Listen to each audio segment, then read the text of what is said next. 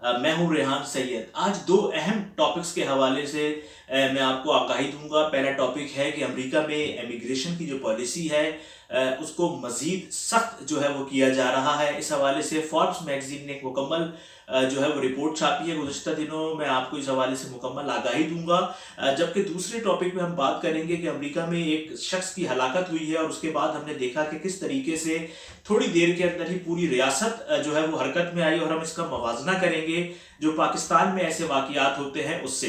Forbes magazine इसने अपनी एक रिपोर्ट में बताया है कि कारोबारी इदारों के लिए रेगुलेटरी रिलीफ से मुतालिक एग्जेक्टिव ऑर्डर जो है वो जारी किया है ट्रम्प इंतजामिया ने, और जल्द ही H-1B वीजा तलबा कंपनियों के दरमियान तबादले हुनरमंद अफराद की शरीक हयात पर भी जो है वो पाबंदियां आयद होने का इम्कान है। और उन्होंने कहा है कि कानूनी हदूद की वजह से H-1B और L-1 वीजा रखने वालों का दाखिला रोकने के लिए नया सदारती हुक्मनामा जो है वो जारी किया जाएगा। और मैं आपको ये बताऊं कि अमेरिका में जो सबसे मुस्तनद इमिग्रेशन के तौर पे जो लोग यहाँ आते हैं, जो वर्क परमिट पे आते हैं, तो उसके लिए जो कैटेगरी है वो हाईली स्किल अफराद की कैटेगरी है, और इस कैटेगरी को कहते हैं H-1B वीज़ा। ये हर साल 65,000 जो है वो जारी किए जाते हैं मुख्तलिफ कैटेगरीज के अंदर। और इस इन जो वर्क वीज़ा होता है उसके बाद लोग यहाँ आते हैं, वो 3 साल अपना काम करते हैं और वो हुकूमत को टैक्स भी देते हैं, और फिर वो बाज़ लोग जिनका और यानी कि यहाँ पर जो दोबारा से अगर इसमें ये इन्हेंस हो जाता है तो वो दोबारा से काम करने लगते हैं। बाज़ लोग ग्रीन कार्ड की तरफ चले जाते हैं और बाज़ जो है वो शायद वापस भी चले जाते हों।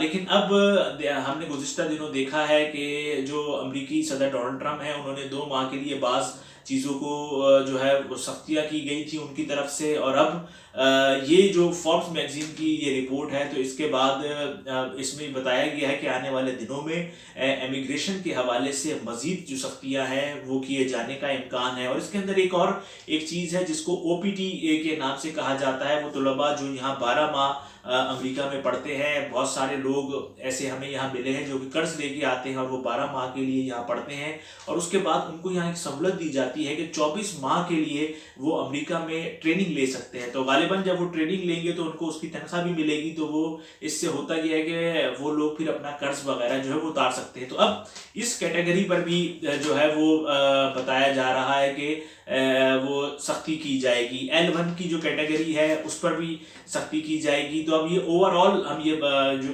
आपको बताएं कि यानी कि आने वाले दिनों के अंदर जो अमरीकी इमिग्रेशन है उसके अंदर बहुत ज़्यादा सख्तियाँ की जाएंगी। और लाजमी बात है, इससे सबसे ज़्यादा जो H-1B की कैटेगरी है इसमें ज़्यादातर लोग जो है वो तो इंडिया से आते हैं। पाकिस्तानियों के केसेस भी हैं, इसमें बहुत ज़्यादा पाकिस्तानी भी हैं जो कि इसकी जद में आएंगे। वैसे तो पूरी दुनिया के लोग हैं, लेकिन पाकिस्तानियों की भी अच्छी खासी तादाद जो है वो इससे मुतासिर होगी। बहुत सारे अफराद के केसेस इमिग्रेशन में हैं अभी भी।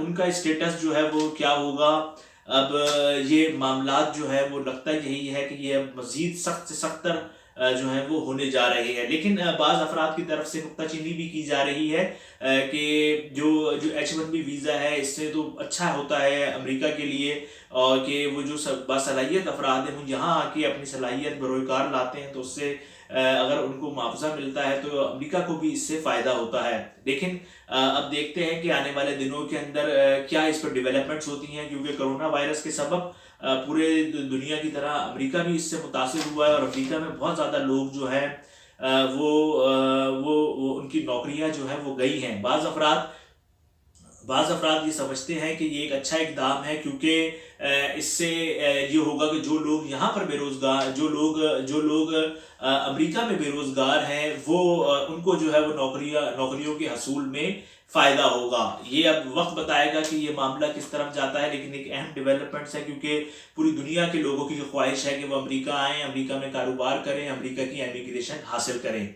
अच्छा, एक तो ये था। दूसरा, अब हम टॉपिक की तरफ चलते हैं। तो दूसरा टॉपिक मैं आपको बताऊं कि आपके इल्म में है कि अमेरिका में गुज़िश्ता दिन एक शख्स जो $20 का नोट कैश करा रहा था, कहा जा रहा है वो जो नोट था वो जाली था, उस पर उसको गिरफ्तार किया गया और उसके बाद कस्टडी के अंदर उनका इंतकाल हुआ, जिसके बाद पूरे हमने देखा कि बाज़ अमरीकी शहरों के अंदर जो है मुजाहरे शुरू हो गए। और जो वॉइस ऑफ अमेरिका की हेडलाइन है उसमें उन्होंने लिखा कि एक सियाह फार्म अफ्रीकी अमरीकन की हलाकत का मुकदमा सफ़ेद फार्म पुलिस एहलकार पर जो है वो फर्द जुर्म आयद कर दी गई है।